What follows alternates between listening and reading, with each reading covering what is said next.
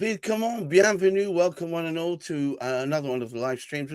I'm very proud to present today with, of course, the core crew, Hamish McClay and, of course, Juliet Babulal. I have to say, we're missing a member today, so get well, Chris. Chris from Root Home, a property developer. But I'm very pleased to say that we have in our midst the a luminary from the annals of Tuscan capital, Mr. Jackson Stevens. Welcome, Jackson. Hi, Gareth. Thanks for having me. A pleasure. Just want to quickly explain what our format is today. So I'll be your chair, and we'll be talking about topics that hopefully will make some sense as far as businesses like yours out there and then in a dark blue yond. We're talking about things that affect all of you, specifically today about challenges for investors and developers and some clues as how to overcome them.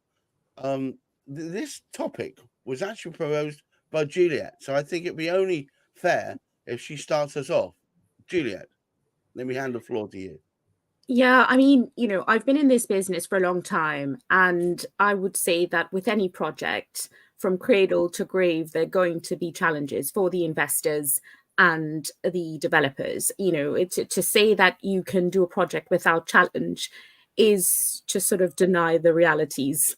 And the truth is, if you do your homework, if you do your diligence, then you can find solutions or be able to be best equipped to deal with the challenges that crop themselves up.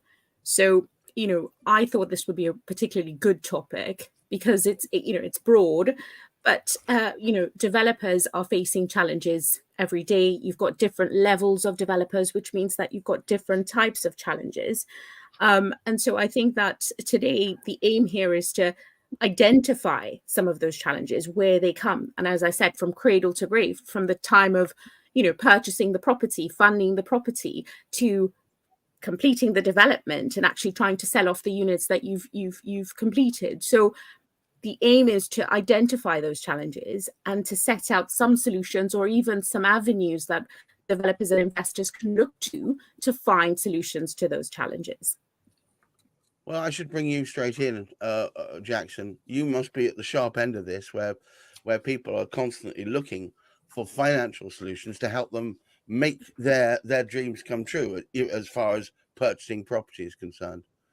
What solutions can you proffer, and what views do you have about the current state of play? Yeah, I mean, it certainly can be very challenging navigating the landscape, an ever-changing landscape. It can be very tricky indeed. I mean, for developers particularly, there's a lot of plates to spin at every stage of the process, from very early on their development journey. And the importance of having an exceptionally strong team around you has never been so important, really. I mean, a big part of that team should be your financial advice, mortgage advice, and financial providers. We've always very much seen ourselves as part of the team. When we're assisting investors and developers in acquiring property that needs some work or needs some changes, it's important that we understand how those changes can happen, how we can get from A to B and then to C as simply as possible. So I think you can never really cut corners when it comes to the amount of due diligence that any investor or developer needs with any projects at any level. And having that strong team around you certainly enables you to tap into that experience and make sure you won't reduce the challenges. The challenges will still be there, but it will make sure that you're able to navigate them when they do come up. And I was under the impression, Hamish, that there just doesn't seem to be the range of half decent property out there. So competition is rife, is it not, to find that? And often prices therefore skyrocket when they find them. What's your experience?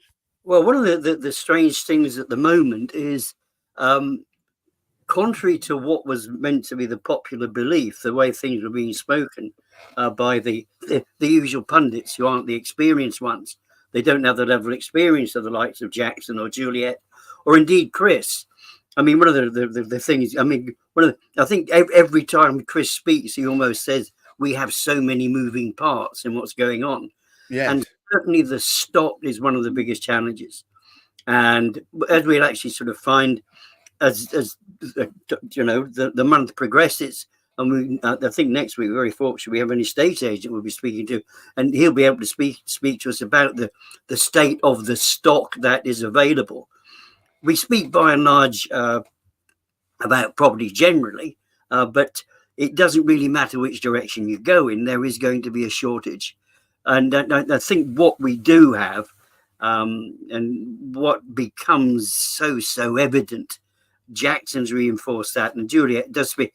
It is important to get the right team around you, and I think that to me explains the biggest challenge that I actually sort of see in the market. The biggest holdup I see is the lack of communication between, if you like, one of the terms I use, appropriate, not so much appropriate adults, but appropriate professionals. Get the appropriate professional around you, and it makes such a difference, such a difference. We were taking the time over that. I remember we had a conversation only going back I think a few weeks ago, where you were pointing out that everything can be trundling along smoothly, and then it sort of dips down into a crevasse when two elements in this just don't communicate with each other. It seems an awful shame. Juliet, I'm not laying the blame at the lawyer's door, but the common perception is that lawyers don't always get off their keisters and make things happen. Have we got it all wrong? Well, I think one needs to sort of psychoanalyze that a bit, because I saw an article earlier this week where they said, yeah, the lawyers, we're always the cause of the delay. What I think it is. I saw the same. Yeah, I saw that. It was, trending on LinkedIn. The reality is, I think you mentioned communication and what needs to happen. So if you've got a lawyer who's ordered searches and the searches haven't quite come in, it's not for that lawyer to sort of stay quiet and not have all parties aware of where they're at. So it helps if they keep everyone in the loop and say, look, I'm waiting for searches, I'm on the radar, but what is happening is that they're working on other matters and they've just gone radio silent on a particular matter. And what happens with these matters when you lose momentum, it's kind of like, well, is it happening? Have they gone somewhere else? So we play that role as lawyers to be proactive, because there's loads of other things that you could be doing in the meantime. All of those moving parts that require some sort of action, the lawyer can be more proactive. And that may be a personality thing. It may be a workload thing, because, if you're inundated with files and nothing's happening on a particular matter, you might put that to the bottom of your pile and just never look at it until something happens, something comes in. But, my advice is really to diarize that. Keep the lender informed, keep the other side informed, keep your client informed, and then even though there is that little delay, at least that communication says, look, we're waiting for X, Y, and Z. So everyone's on the same page. I used to have a lender and a lender client, and they had an app that they used called Manifestly. And on that app, the lawyer could tick off exactly what stage the transaction was at. So everyone had access. You had the broker, the borrower, everyone had access to the app, and you could see, look, it's 80% finished. Pardon? Right. IT to the rescue again. Yeah, well, yeah, I mean, if used correctly. And so, the problem that you had was that some lawyers they just didn't want to log on and update the app. So you'd go onto the file and you'd see 0%, and you'd think, oh, nothing's happening on my file, which was a misconception. It's just that the lawyer didn't want to, go the extra step. And I think as the profession is changing, as the development and construction industry is getting, it's getting broader, but with tools like AI and the sophistication, lawyers may need to up their game. So I wouldn't say that it's because they're not, they're the main cause of the, delays in transactions, but it may be a communication thing, and they need to use, their scheduling tools to keep people informed, at least once a week, maybe twice a week, whatever it is, but just not go off the radar and not have people know where their files are at. Use tools like AI, or even those scheduling apps that you've got, where people know where you are on a transaction. And that's key. And, sometimes, people go to these conveyor belt type firms where they pay, Yes. a cheap amount for a conveyancing transaction. That type of firm is not going to give you that communication that you desire. And you're not even going to have the same person every time you call up and ask for an update. You're going to have an operator on the other end. So really, sometimes it's the consumer, it's the borrower, it's the purchaser who has to do their homework in terms of which type of firm they use. No, that seems fair. I was going to say that I think also previously, before a certain lady came in and caused the financial markets to withdraw 95% of them of their mortgage devices, if you recall, it was only a little while ago, but it seems only yesterday to me. Now, I think the financial markets have learnt their lesson. I think that now finance people are pretty much on the ball as far as communication is concerned. That's only my perception. How do you see it, Jackson? Yeah, I mean, communication is absolutely paramount in every aspect. I mean, we talk about challenges. These challenges can come from absolutely anywhere. But if the communication is strong, two key things within communication is really transparency and accountability. Everyone knowing what they're doing and when they're doing it, and everyone else being able to understand and see that when that's being done, whether that's your legal conversations, whether you're liaising with valuers, surveyors, project managers, builders, lender to client, lender to brokers. That whole communication structure needs to be very, very tight. And I still find it amazing that there's, within all of those touch points and communication points, people seem to sometimes be a little bit afraid of just picking up the phone and having a telephone conversation, when surely that's the best way to communicate, voice to voice. I think that's a historical thing, Jackson. I think both the legal profession and the financial professions have loved living in splendid isolation for many years. I think it was historically the norm, and perhaps these days certainly been shaken up by Trussonomics and all the rest of it, all the stuff that happened in between. It forced that if you want things to happen, you need to get involved. Yeah, I mean, I've seen it. I mean, not so much these days, and I think you say we are changing and have changed the way we communicate. But I remember working with people who were, maybe underwriters or would do more of a kind of back office role that wouldn't even have a telephone on their desk, and that just to me seems absolutely crazy. They would only communicate via email or via someone else who would do the communication piece for them. That's only going to lead to misunderstandings, delays, and additional challenges. So. Yeah, I mean, I think we'll get into where we need to be, but there's probably still quite a long way to go in some areas as well. Absolutely. One thing, Hamish, it's all very well this communication nonsense, but where it can sometimes disappear into a black hole is the searches, or should I say, the authorities that hold the data from which the searches would be enabled, that seem to stand in the way of progress. One of the aspects of what we've been able to do over the years that we've been operating is to actually sort of streamline methodology. I ought to just sort of say, if you can hear any noises in the background, unfortunately, the various alphabetic storms, and goodness knows what we're up to now, but they've actually managed to succeed in not knocking our neighbour's fence down. No, so I'm actually got the I'm reducing my microphone background noise anyway dynamically. I don't think anybody can really hear it.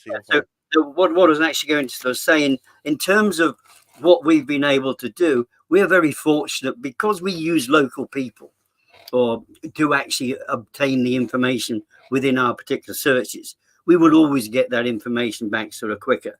And we've actually found that it's very, very rare indeed that the type of challenges that are going to hit the poor soul that's buying the property or selling the property are going to be such that the local authority searches will hold them up. But again, we're a little bit like Juliet was actually saying earlier, and of course Jackson's also mentioned this. If you speak to the right people, if you're getting your data from the right people, there won't be a hold up. That will not sort of hold things down. Technology, one of the great advantages is now that helps us an awful lot. We used to have to visit, and this is going back, and we used to have to go to each of the councils. We'd have to get into a vehicle and drive there to get our data, to get the information. Now we don't have to do that. well, there are one or two absurd councils that decide that you ought to have to. Places like Luton, who the heck wants to drive to Luton? Or, but anyway, so we don't get that level of sort of hold up with the council. In fact, in fairness to Luton, they're very, very helpful council once you do actually drive there. It's a great. And I have to just quickly say, for balance, there are parts of Luton which are indeed lovely. But moving on. Yes, but I would just say the driving there isn't the. But no, I think we're fortunate in that respect. The searches are not anything that's going to hold it up, and we normally know, because we're actually been working with these councils all the time, and it's not just me; it's the people I actually sort of work with. We can actually get the answers if there's extra questions needed. By speaking to somebody that's worked locally, you can get the answers back quickly from them as well. So it's not going to hold up the work that Juliet's going to be doing, and it's not going to be holding up that sort of financing in the same level of way that some of these things can do if you're not getting the data back. It does actually sort of seem, and I think Juliet mentioned this, and it's something which has come up this week again, and is the person that's selling the property very often sits on the information which they have. Yeah. And that is not being communicated into those that are needing to work with it. Jackson needs to get that information to get those funds released. Juliet needs that information, and if the vendor isn't releasing that information, either with the help of their solicitor or without it, it really is going to hold things up. So it's back to that same thing. Come on, vendor. Come on, guy that's selling that particular property, that particular plot of land, whatever it is. Get that information back. Right.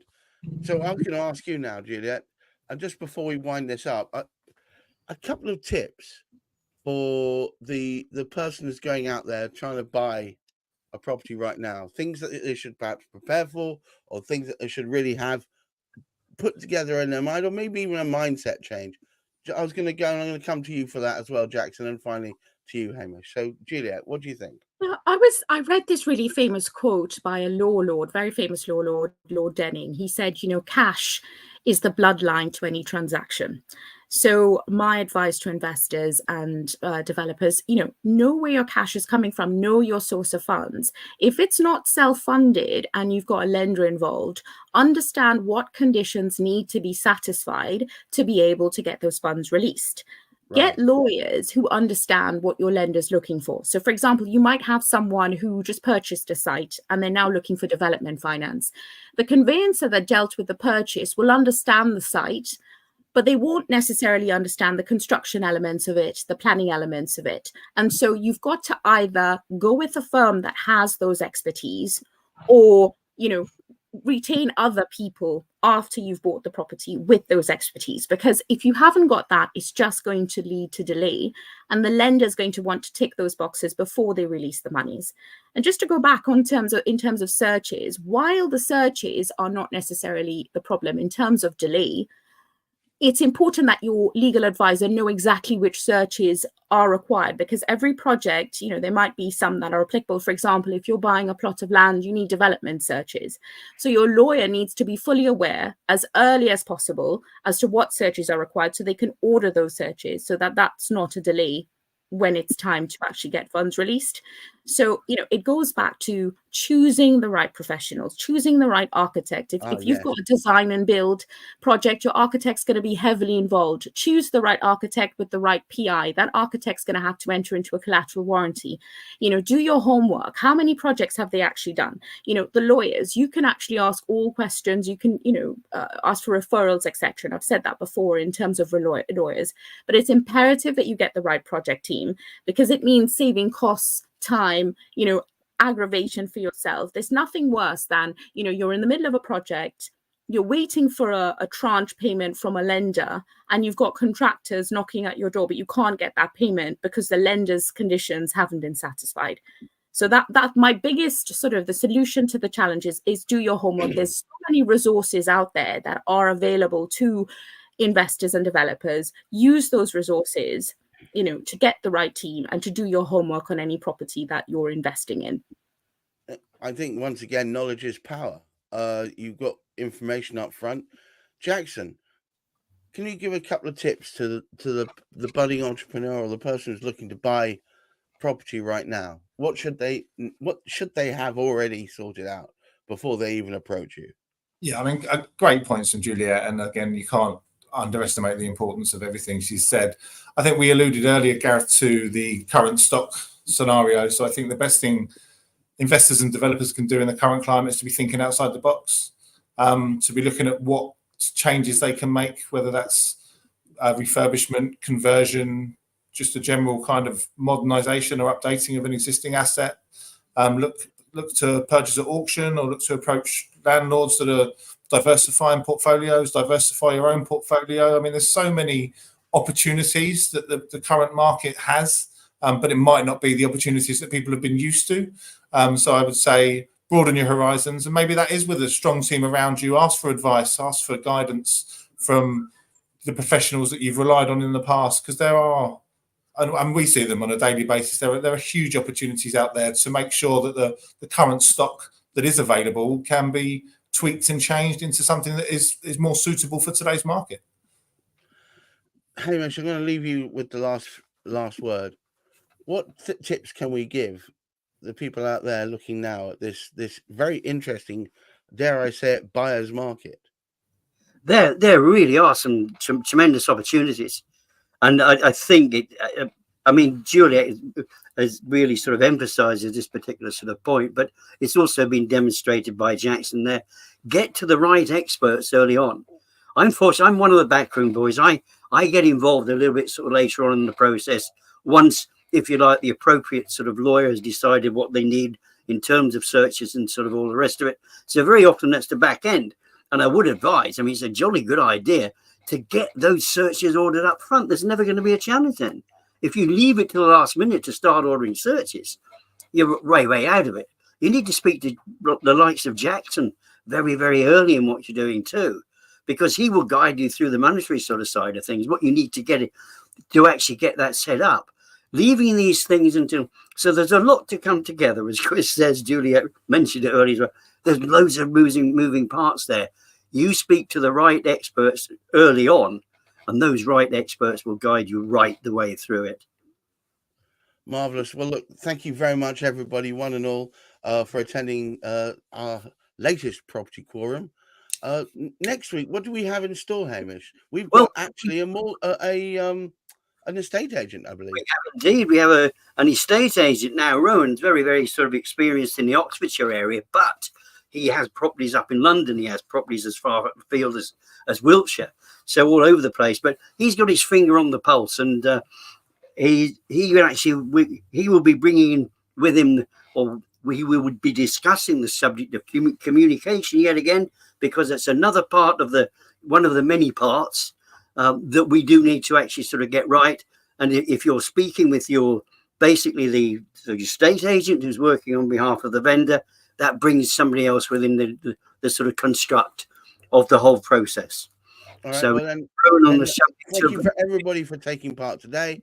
It's goodbye from Hamish, from Juliet, from Jackson, and from myself, Gareth. Thank you. Until next week, thank you for attending Property Quorum.